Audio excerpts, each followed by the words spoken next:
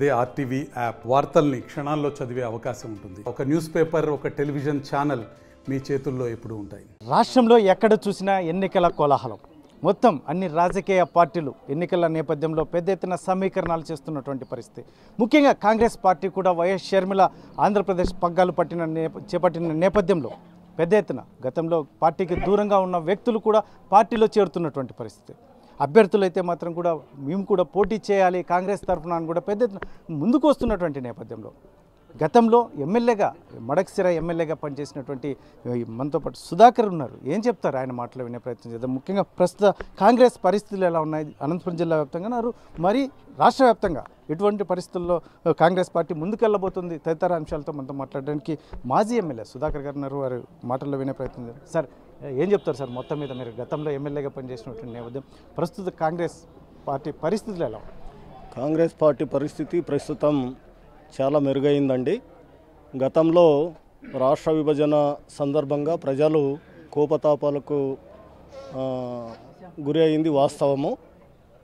గత 10 సంవత్సరాలుగా ప్రభుత్వాలు ఏ పని చేయకపోవడం వల్ల, ప్రజల అవసరాలు తీర్చకపోవడం వల్ల కాంగ్రెస్ పార్టీని ప్రత్యామ్నాయంగా ఈరోజు రాష్ట్ర ప్రజలు చూస్తూ ఉన్నారు. అది వాస్తవం. మన పరిస్థితి కూడా బాగా మెరుగైంది. మన డాక్టర్ వైఎస్ రాజశేఖర రెడ్డి గారి ముద్దుబిడ్డ షర్మిలమ్మ రథసారథి అయిన తర్వాత ఇంకా అనేక వర్గాల నుంచి ప్రజలు వస్తున్నారు. దానికంటే పూర్వము రాష్ట్ర విభజన సందర్భంలో పిసిసి అధ్యక్షులుగా పనిచేసినటువంటి మన ప్రియతమ నేత డాక్టర్ రఘువీరారెడ్డి గారి నాయకత్వంలో ఆనాడే అన్ని నియోజకవర్గాలకు ఎమ్మెల్యేలు, అన్ని పార్లమెంట్లకు ఎంపీలు నిలబెట్టిన సందర్భము. ప్రస్తుతానికి పార్టీ పరిస్థితి మెరుగ్గా ఉంది. మేము గెలుస్తాం. సార్ ఇప్పుడున్న పరిస్థితుల్లో ముఖ్యంగా రాష్ట్ర ప్రభుత్వం అవలంబిస్తున్న తీరు ఎలా ఉంది? ముఖ్యంగా జగన్మోహన్ రెడ్డి మరొకసారి గెలవబోడు అని చెప్పేసి ప్రతిపక్షాలు చెప్తున్నటువంటి నేపథ్యంలో కాంగ్రెస్ పార్టీ ఎలా పుంజుకుంటుంది? కాంగ్రెస్ పార్టీ పుంజుకోవడానికి అనేకమైన అభివృద్ధి సంక్షేమ మార్గాలు రెండు ఉన్నాయి. ప్రత్యేకించి మన నియోజకవర్గానికి తీసుకున్నప్పుడు మన పెద్దలు డాక్టర్ నీలకంఠాపురం రఘువీరారెడ్డి గారు మంత్రిగా ఉన్నప్పుడు, నేను ఎమ్మెల్యేగా ఉన్నప్పుడు ప్రారంభించినటువంటి అనేక కార్యక్రమాలు ఈ ప్రభుత్వము చేయలేకపోయింది. వైఎస్ఆర్సీపీ ప్రభుత్వం కావచ్చు, తెలుగుదేశం ప్రభుత్వం కావచ్చు, వాళ్ళు పనులు చేయలేకపోయినారు. కాబట్టి కాంగ్రెస్ వైపు వాళ్ళు చూస్తున్నారు.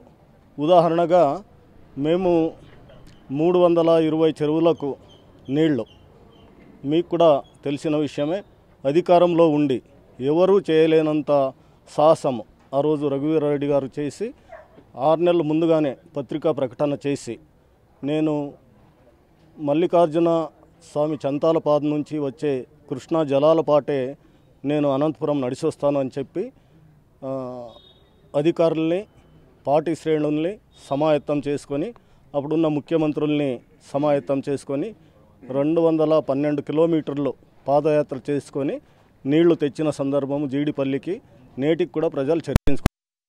ఆ నీళ్లు మడకశిర నియోజకవర్గంలో కూడా 320 చెరువులకు రావాల్సిన పరిస్థితి ఉంది. నేటికి 4-5 చెరువులు తప్ప మిగతావి నింపలేదు. మొన్ననే ముందడుగు కార్యక్రమంలో భాగంగా నేను గ్రామాల సందర్శన చేసినప్పుడు వెల్ఫేరు కోరుకుంటున్నారు ప్రజలు. దానికంటే ప్రత్యేకించి రైతాంగం కోరుకుంటుండేది, మాకు నీళ్ళు ఇవ్వండి అయ్యా, మేమే మిమ్మల్ని పోషిస్తామనే మాటని రైతులు చెప్పినారు. అందువల్ల మనకు పరిస్థితి అనుకూలంగా ఉంది. సార్ ముఖ్యంగా రాష్ట్రాన్ని విడిపోయిన తర్వాత ముఖ్యంగా ఇప్పుడు ప్రస్తుత కాలంలో మీ నాయకుడు రాహుల్ గాంధీ చెప్తున్నది, ఎందుకంటే రాష్ట్రానికి అభివృద్ధి చెందాలన్న ప్రత్యేక అంశంలో కావచ్చు కాంగ్రెస్ పార్టీనే చేయాలి అని చెప్తున్నటువంటి నేపథ్యంలో దీన్ని ప్రజలు ఎంత మేరకు రిసీవ్ చేసుకుంటారండి? ప్రజలు ఇంతకుముందు కోపతాపాలతో ఉన్నారండి. ఇప్పుడు ప్రజల్లో కూడా రియలైజేషన్ వచ్చింది. కారణం, అభివృద్ధి ఎక్కడికక్కడ నిలబడిపోయింది. కాంగ్రెస్ పార్టీ వచ్చి ప్రత్యేక హోదా ఇవ్వడంతోనే సాధ్యమవుతుంది. మన నాయకురాలు కూడా ఇప్పుడు పార్టీలోకి వచ్చిన సందర్భంలో ఆమె కూడా ఓపెన్ మైండ్తో మాట్లాడుతున్నారు. రాజశేఖర రెడ్డి గారి ఆశయమైనటువంటి రాహుల్ గాంధీ గారిని ప్రధానమంత్రి చేసుకోవాలి అని. నేను ఎమ్మెల్యేగా ఉన్నప్పుడు మాతో కూడా ప్రమాణం చేయించినారు రాజశేఖర రెడ్డి గారు. మీరు ఎలాంటి పరిస్థితిలో రాహుల్ గాంధీ గారు ప్రధానమంత్రి అయ్యే వరకు మీరు నిర్విరామంగా పనిచేయాలి అని ఆ క్రమంలో ఉన్నాము. రాహుల్ గాంధీ గారు కూడా అనేక సందర్భాల్లో ప్రకటన ఇచ్చినారు. గుంటూరు సభలోను, కర్నూలు సభలోను అనేకమైన ప్రతిపక్షాలని మన ప్రియతమ నేత డాక్టర్ నీలకంఠపురం రఘువీరారెడ్డి గారు పిలిపించి అక్కడ పోయిన ఎలక్షన్ అప్పుడే వాగ్దానం చేసినాము. రాహుల్ గాంధీ గారు కూడా ఇప్పుడు ఏకాభిప్రాయంతో ఉన్నారు.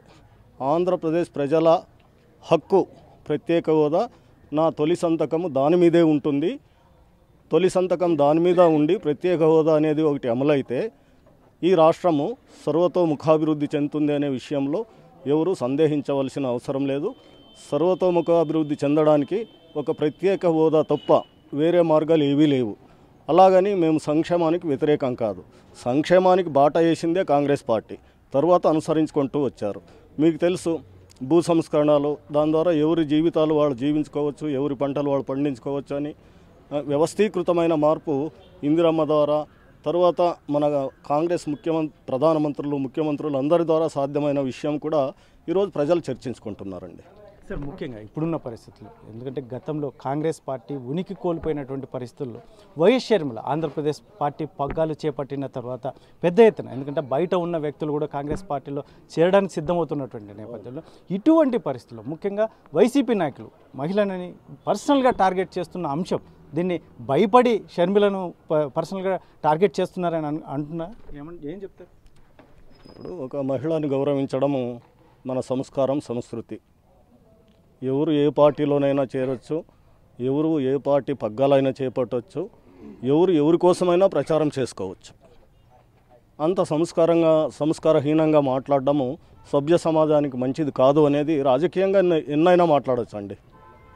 పర్సనల్గా మాట్లాడే విషయాలు పర్సనల్గానే మాట్లాడాలి కానీ పత్రికాముఖంగా జన సమూహానికి ఏ విషయాలు తెలియాలో ఆ విషయాలు తెలియాలి కానీ పర్సనల్ విషయాలు టార్గెట్ చేయడము అది ఏ రాజకీయ పార్టీకి కానీ ఏ రాజకీయ నాయకునికి కానీ అది మంచిది కాదు అనేది నేను అనుకుంటున్నాను. చేసిన వాళ్ళు బేషరతుగా వాళ్ళ విఘ్నతకు మేము వదిలేస్తున్నాము. క్షమాపణ చెప్పి వాళ్ళ సంస్కారాన్ని నిలబెట్టుకుంటే బాగుంటుంది అనేది నేను అప్పీల్ చేస్తున్నాను. సార్, రాష్ట్రంలో ప్రధానంగా ప్రస్తుతం ఉన్న చర్చ 3 పార్టీల పొత్తు, జనసేన, తెలుగుదేశం, బీజేపీ. ఖచ్చితంగా మేము గెలవబోతున్నాం, జగన్మోహన్ రెడ్డిని ఇంటికి పంపబోతున్నాం అని చెప్తున్నటువంటి నేపథ్యంలో దీన్ని ఎలా చూస్తారు సార్? ఇప్పుడు ఆ 3 పార్టీలకు కూడా బీజేపీలకు తొత్తులండి. వాళ్ళ ద్వారా ప్రత్యేక హోదా మనకు రాదు. వాళ్ళు ప్రాంతీయ పార్టీలు. ప్రత్యేకించి చెప్పాలంటే ఒక బీజేపీ తప్ప ఇవన్నీ కూడా కుటుంబ పార్టీలే. వీళ్ళ ద్వారా ఏదైనా సాధ్యమవుతుందని జనం కూడా అనుకోవట్లేదు. ఏదైనా సాధ్యమైతే అది ఖచ్చితంగా ఇప్పుడు మనకు ఇండియా కూటమి ఉంది. ఆ ఇండియా కూటమిలోకి అందరూ వస్తున్నారు. ఇండియా కూటమితో జత కట్టే అందరితో కలిసి మనం పనిచేస్తామండి. సార్, ఫైనల్గా సార్, గతంలో సుధాకర్ ఎమ్మెల్యేగా, మడకసిర ఎమ్మెల్యేగా పనిచేసిన వ్యక్తి ఇప్పుడు రానున్న ఎన్నికల్లో కూడా విజయం సాధించబోతారు? ఖచ్చితంగానండి, అందులో ఏ సందేహం లేదు. ముందడుగు కార్యక్రమంలో ప్రజలు ఆశీర్వదించినారు, దీవించినారు. మీ రాక కోసం ఎదురు చూస్తున్నాము. రఘువీరారెడ్డి మీలాంటి వాళ్ళు ఈ నియోజకవర్గానికి చాలా అవసరం. అభివృద్ధి అనేది మీ ద్వారా చూశాము అని చెప్పారు.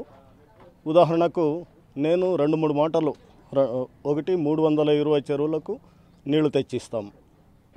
ఇది ఊరికే రాజకీయం కోసము మాట్లాడే మాట కాదు. ప్రతి ఇంటికి కూడా కుళాయి ద్వారా నీళ్లు అందిస్తాము. గతంలో మేము ఊరికి నీళ్ళు ఇచ్చాము. అది నత్తనడకన నడుస్తూ ఉంది. అందులో పనిచేసే కార్మికులకు కూడా జీతాలు సకాలంలో ఇవ్వలేని పరిస్థితి. వాళ్ళు బజార్న పడి తిరుగుతున్నారు. అది ఒకటి. తర్వాత రైల్వే లైన్ అండి, అది అర్ధాంతరంగా ఆగిపోయింది. దానికి మించి పెద్ద ఆయన రెవెన్యూ మినిస్టర్గా ఉన్నప్పుడు, నేను ఎమ్మెల్యేగా ఉన్నప్పుడు ఇక్కడ అగ్రికల్చర్ ఇంజనీరింగ్ కాలేజ్ దగ్గర 1600 ఎకరాలు భూమిని సేకరించి ఏపీఐఐసికి ఇవ్వడం జరిగింది. కారణం ఏమంటే ఈ ప్రాంతంలో చదువుకున్న నిరుద్యోగ యువతీ యువకులందరికీ కూడా అనేకమైన ఫ్యాక్టరీలు, కంపెనీలు తెప్పించి అక్కడ వాళ్ళకు ఉద్యోగ వృత్తి కల్పించాలనే తాపత్రయం. దాంతోపాటుగా ఇప్పుడు కార్యక్రమాలన్నీ కూడా ఎలా జరుగుతున్నాయో నేను చెప్పడం కాదు, సంక్షేమ కార్యక్రమాలు ఎలా జరుగుతున్నాయో ప్రజలు చెప్తున్నారు. ఆ ప్రజల అభిష్టానికి అంటే ఏ విధమైన అవినీతి ఆశ్రిత పక్షపాతం లేకుండా ప్రజలకు అభివృద్ధి సంక్షేమ ఫలాలను అందివ్వడానికి రఘువీరారెడ్డి గారి నాయకత్వంలో ఇక్కడున్న నాయకులతో పాటు నేను కూడా ఒక సామాన్య కార్యకర్తగా జనం కోసం పనిచేస్తామండి. గెలవడము ఖచ్చితం, దీంట్లో ఏ విధమైన ఇబ్బంది కూడా. ఇది మొత్తం మీద అయితే మాత్రం మడక్సిర మాజీ ఎమ్మెల్యే సుధాకర్ గారు చెప్తున్నటువంటి విషయం. మొత్తం మీద గతంలో ఏదైతే కాంగ్రెస్ పార్టీ రాష్ట్రాన్ని విడగొట్టిన సమయంలో ప్రజలు కాస్త ఇబ్బంది పడిన మాట వాస్తవమే. కాకపోతే ప్రస్తుతం ఉన్న పరిస్థితుల్లో రాహుల్ గాంధీ చెప్తున్నటువంటిది కాంగ్రెస్ పార్టీనే రాష్ట్రానికి ఏదైనా చేయాలంటే కాంగ్రెస్ పార్టీ ఖచ్చితంగా అధికారంలోకి రావాలి అని చెప్తున్నటువంటి నేపథ్యం, ప్రజలు కూడా దీని మీద పెద్ద ఎత్తున చర్చించుకుంటున్నటువంటి నేపథ్యం, కాంగ్రెస్ పార్టీ రావాల్సిన ఆవశ్యకత కూడా చాలా ఉంది. ఇటువంటి పరిస్థితుల్లో మరొకసారి షర్మిల అంశాన్ని ముఖ్యంగా మహిళ అని చూడకుండా పర్సనల్గా మాట్లాడడం అనేది కరెక్ట్ కాదు. రాజకీయాలకు వారి విజ్ఞతకే వదిలేస్తున్నాం ఒకవైపు చెప్తున్నటువంటి పరిస్థితి. ఇటువంటి పరిస్థితుల్లోనే రానున్న ఎన్నికల్లో మాత్రం మడక్సిర అభ్యర్థి కాంగ్రెస్ అభ్యర్థిగా నిలబడి గెలవబోతున్నానని ధీమా వ్యక్తం చేస్తున్నారు మాజీ ఎమ్మెల్యే సుధాకర్. కెమెరా పర్సన్ సుధాకర్తో చల్లాకే నాయుడు, RTV, శ్రీ సత్యసాయి జిల్లా.